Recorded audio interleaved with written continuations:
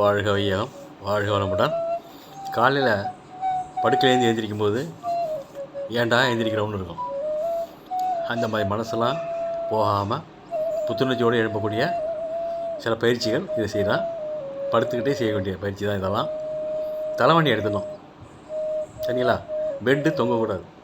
அப்படி பெட்டு தொங்குறாப்புல இருந்தால் கீழே பாய போட்டு அதில் மேலே படுத்து செய்யணும். நிதானமாக செய்ய. ஒன்று 10 கவுண்ட்டு.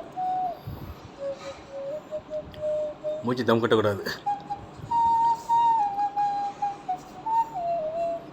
இயல்பாக மூச்சை விடுங்க.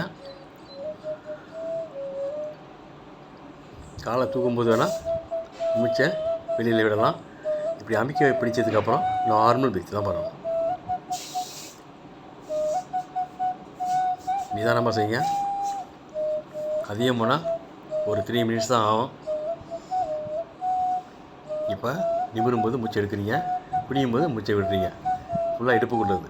இதெல்லாம் ஏன் செய்கிறோம்னா, நைட்டு தூங்குறப்ப எப்படி திரும்பி போகணும் நமக்கு தெரியாது.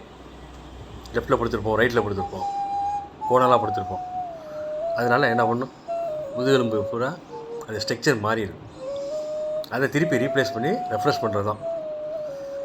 இதை ஒழுங்காக பண்ணிவிட்டு ஏஞ்சி நீங்கள் உங்கள் வேலையை செஞ்சீங்கன்னா இடுப்பு பிடிப்பு இது வராது. ஏஞ்சோடனே சில பேர் குடிஞ்சு எதாவது எடுப்பாங்க, உடனே இடுப்பு பிடிக்கும். அதெல்லாம் வராது. இதெல்லாம் செய்யணும் கரெக்டாக. ரிலாக்ஸாக செய்யுங்க. உடம்பை ஸ்டிஃபாக வச்சுக்கக்கூடாது. எப்போ குடிக்கிறப்ப மூச்சை வெளியில் விடணும். நிமிடுறப்ப மூச்சை உள்ளே இழுக்கணும். நெஞ்சு விரிகிறப்ப மூச்சை இழுக்கணும்.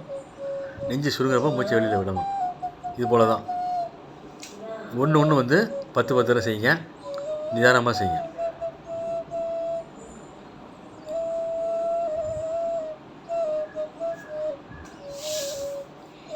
நிதானமாக செய்யுங்க.